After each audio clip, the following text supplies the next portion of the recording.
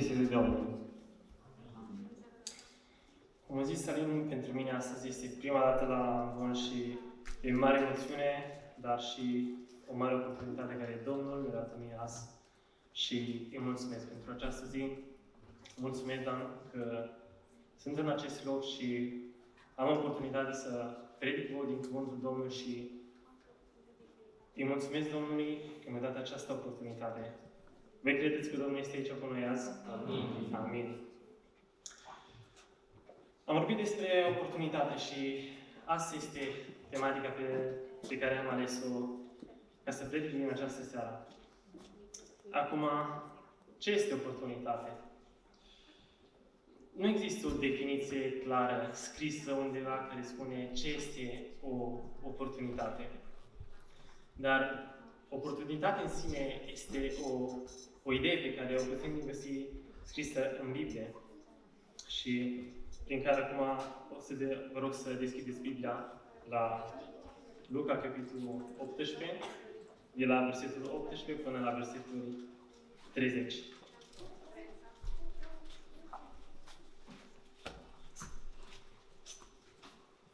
Luca, capitolul 18, de la versetul 18 până la versetul 30. Un fruntaș a întrebat pe Iisus: Bunul învățător, ce trebuie să fac ca să moștenesc viața veșnică? Pentru ce mă numești bun? I-a răspuns Iisus: Nimeni nu este bun decât unul singur, Dumnezeu. Știi poruncile: să nu preacruvești, să nu ucizi, să nu furi, să nu faci mărturisire mincinoasă, să cinstești pe tatăl tău și pe mama ta. Toate aceste lucruri, i-a zis el, le-am păzit din tinerețea mea. Când a auzit Iisus aceste vorbe, i-a zis: Îți mai lipsește un lucru. Vinde tot ce ai, împarte la săraci și vei avea o comară în cer. Apoi, vino și urmează-mă. Când a auzit el aceste cuvinte, s-a întristat de tot, căci era foarte bogat. Iisus a văzut că s-a întristat de tot și a zis: cât de nevoie vor intra în Împărăția lui Dumnezeu cei ce au avuții, fiindcă mai lesne este să treacă o cămilă prin urechea acului decât să intre un bogat în Împărăția lui Dumnezeu. Cei ce l-au ascultat au zis: atunci, cine poate fi mântuit? Iisus a răspuns: ce este cu neputință la oameni, este cu putință la Dumnezeu. Atunci Petru a zis: iată că noi am lăsat totul și te-am urmat. Și Iisus le-a zis: adevărat vă spun că nu este nimeni care să fie lăsat casa, sau nevasta, frații, sau părinții, sau copii pentru Împărăția lui Dumnezeu și să nu primească mult mai mult în viacul acesta de acum, iar în viacul viitor, viața veșnică. Acum, acest pasaj din Biblie vorbește despre acest tânăr bogat, acest fruntaș. Biblia spune că acest fruntaș era foarte bogat și probabil văzând lumea care se ducea la Iisus și vorbea despre acest învățător bun care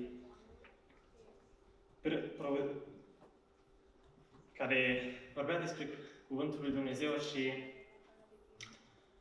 au auzit despre acest cuvânt, despre această viață veșnică. Și a zis el, probabil s-a gândit el: sunt bogat, de ce să nu primesc și această viață veșnică?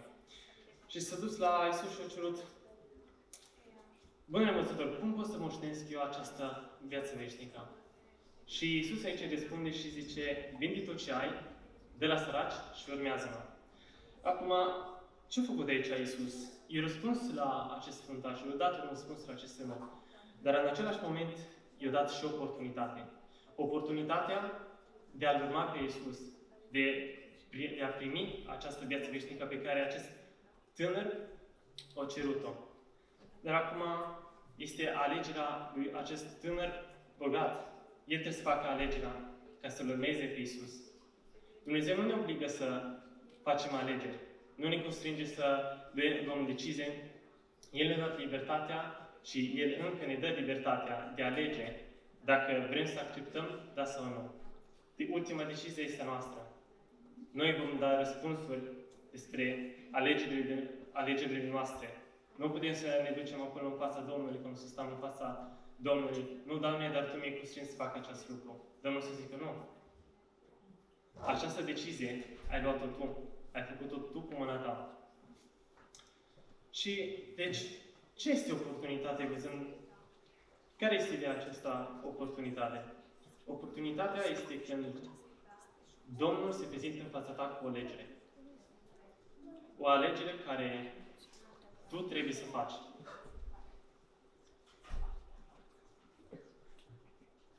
Vă rog să vă puneți jos. Da.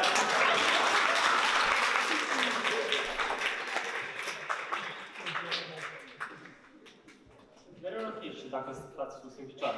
Nu era atât de pentru mine, și eu sunt în picioare. Bine, oricum sunteți susțineri, deci majoritatea mea puteți să stați în picioare. Acum ziceam, oportunitatea este momentul în care Dumnezeu se prezintă în fața ta cu o alegere. O alegere care tu trebuie să o faci.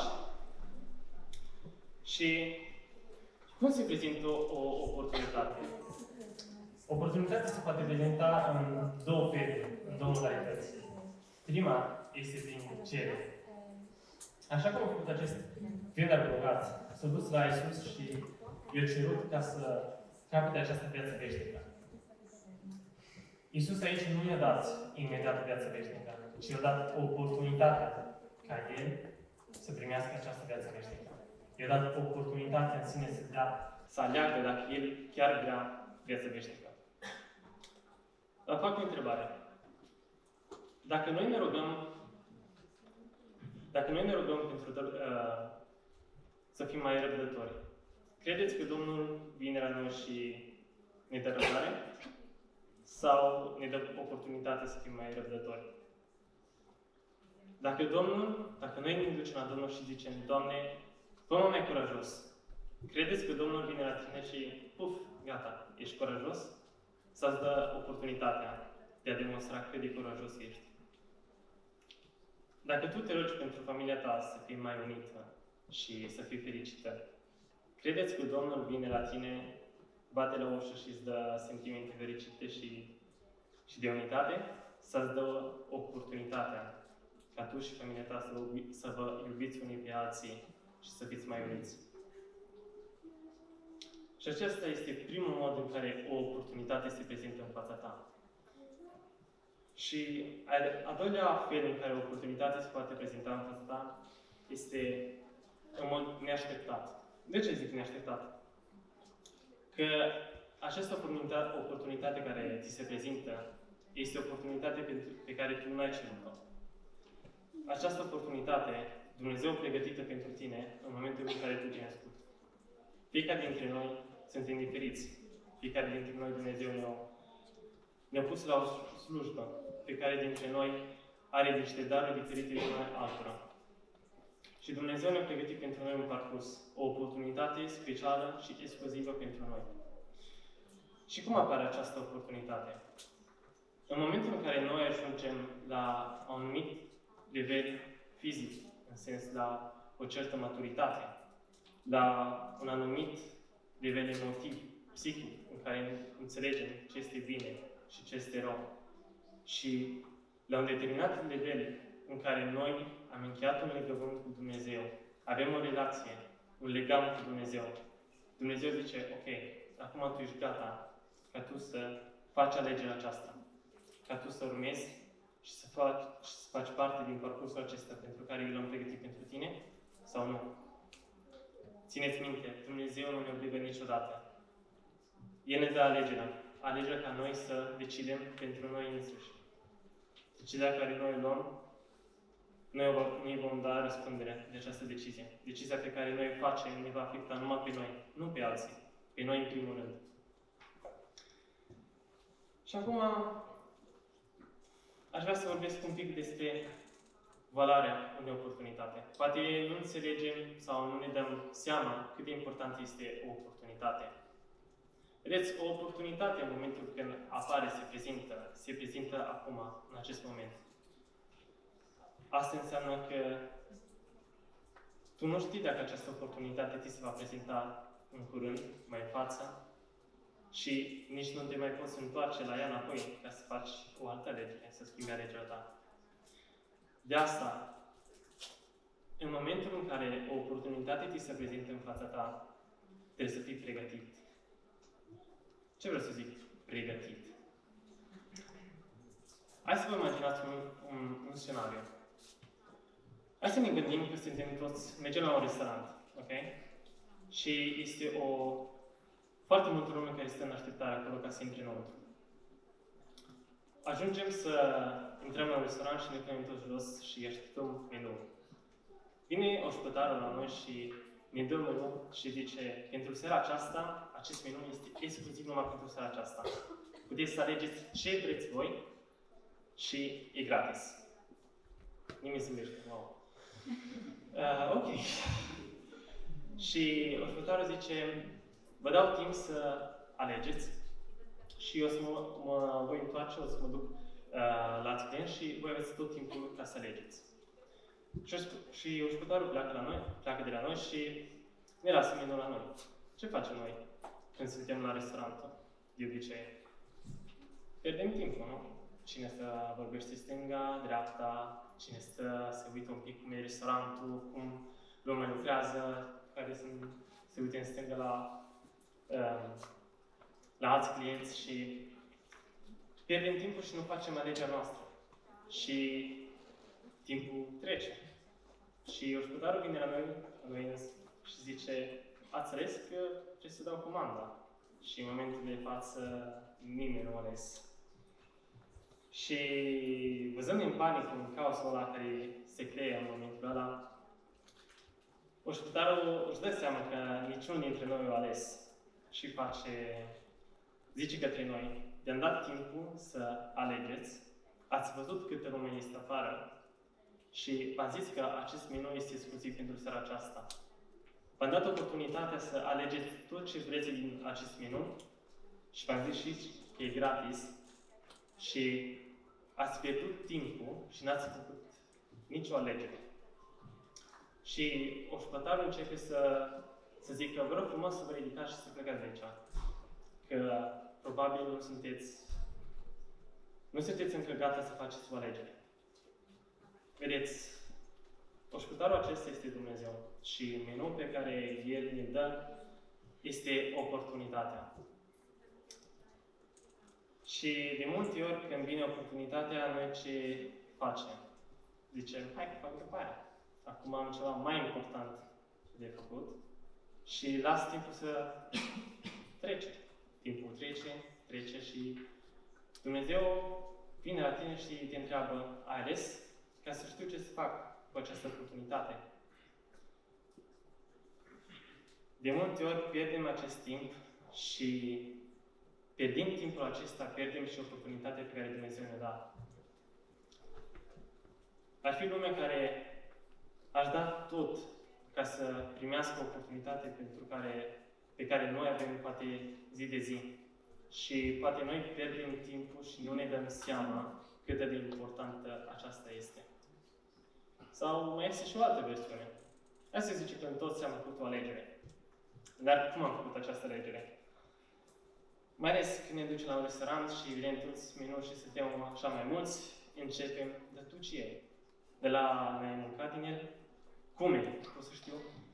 Și alegerea pe care trebuia să fie a noastră personală, începe să fie influențată de decizia altora, părerii altora.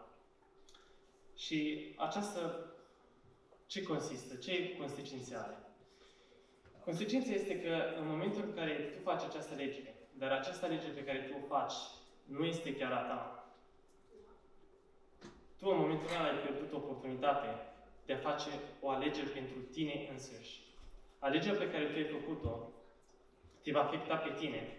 Nu va afecta pe acela care ți-a dat ideea. Te va afecta pe tine în primul rând. Și pentru aceasta, în momentul în care noi ni se prezintă o oportunitate în fața noastră, trebuie să fim pregătiți. Pregătiți să nu pierdem timpul. Pregătiți în sens că nu trebuie să lăsăm altora să ne influențeze ideea noastră. Alegerea pe care noi o facem e a noastră. Dumnezeu ne-a prezentat-o nouă oportunitatea, nu altora. Care e sensul? Dacă Domnul îți dă ție o oportunitate ca tu să lași pe alții să decidă în locul tău, dacă Domnul ți-a lăsat-o pe tine, dacă ți-a dat ocazia în seara aceasta, E ceva exclusiv. Dumnezeu ți-a zis, acest meniu, această oportunitate pe care ți-am dat-o, este exclusivă. Fă o alegere. După cum vrei tu. Nu pierde timpul și nu lăsa pe alții să-și dea părerea lor peste o decizie, o alegere pe care trebuie să o faci tu. Și acum, vorbind de alegere, alegerile de obicei nu sunt ușoare. Fiecare alegere comportă probleme, obstacole, consecințe. Și aș vrea să vă gândiți la Noe. Toți știm cine a fost Noe și ce a făcut Noe. Acum, imaginați-vă Noe când Dumnezeu s-a arătat la el și a zis, Noe, trebuie să faci această corabie. Credeți că nu a început să facă eu? Dar cum eu? Dar cum o să fac acest lucru? Ce o să zică lumea despre mine? Și toate problemele care putea să zică el. Nu. Noi nu tot așa. Și dacă ne ducem în Geneza, capitolul 6, chiar ultimul verset, versetul 22, sunt numai 5 cuvinte.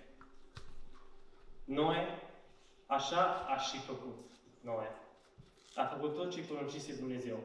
Deci, Noe nu a stat acolo și a pierdut timp să zică, Doamne, dar nu știu cum o să fac, dar cât timp am, ce o să zic lumea despre mine, dar cum eu, cine o să vină să mă ajute? Ci Noe a acționat, a luat imediat decizia. Dar cum a luat această decizie? A luat această decizie prin credință. Zice tot în capitolul 6, versetul 9, iată care sunt urmașii lui Noe. Noe era un om neprihănit. Ce înseamnă neprihănit? Un om neprihănit înseamnă un om care are credință. Vedeți, Noe a fost ales de Domnul pentru că el avea credință. Și în momentul în care tu ai credință, tu nu pierzi timpul să cauți scuze, să cauți motive de a nu face un lucru. În momentul în care tu ai credință și mai ales crezi în Domnul, tu nu pierzi timpul, iei imediat alegerea și știi care este alegerea care tu trebuie să o faci.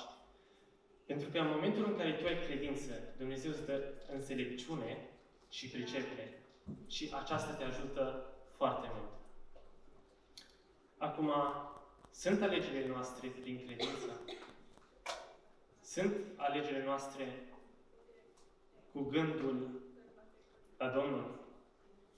Oare mergem, umblăm noi prin credință? Ar trebui să ne gândim un pic și să zicem, oare oportunitățile care au trecut, am luat decizia corectă, sau mai bine zis, am luat această decizie prin credință, cu ajutorul Domnului? Că dacă tu iei o alegere fără credință și după aia începi să vezi că nu merge bine, ai probleme, ai obstacole și zici, Doamne, de ce mie? Deci mi-ai dat această oportunitate și nu mă ajuți? Dumnezeu se uită la tine și zice, dacă tu nu crezi în mine, cum poți tu să te aștepți ca eu să muncesc? Cum poți tu să te aștepți ca eu să te ajut pe tine în primul rând în care tu nici nu crezi în mine, n-ai credință. Și dacă tu n-ai credință în Domnul, n-ai nici credință în oportunitatea pe care El ți-o dă în primul rând. Deci, când facem o alegere, sau mai bine zis, când ți se prezintă o oportunitate de alegere, ia-ți timpul necesar, dar nu-l pierde. Ia-ți timpul, roagă-te, umblă prin credință. Și faci asta alegere pe care tu trebuie să o faci, pe care Dumnezeu îți dă ție oportunitatea să faci prin credință și să fie o alegere a ta, nu altora. Acum am ajuns și la ora de încheiere și aș vrea să vă ridicați în picioare. Acum pentru puțin timp, ok? Și aș vrea să facem o rugăciune. O rugăciune în care ținem cont că noi avem o oportunitate care ni se prezintă în fiecare zi. această oportunitate mi-a dat-o Dumnezeu în momentul în care a făcut să jertfească copilul lui, Domnul Iisus pentru noi. Dumnezeu a plătit un preț mare pentru noi și l-a plătit cu moartea Lui.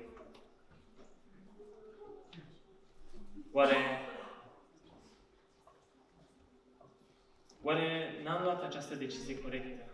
Poate încă n-am luat decizia de a-L urmări pe Iisus. El ne-a dat oportunitatea aceasta în fiecare zi.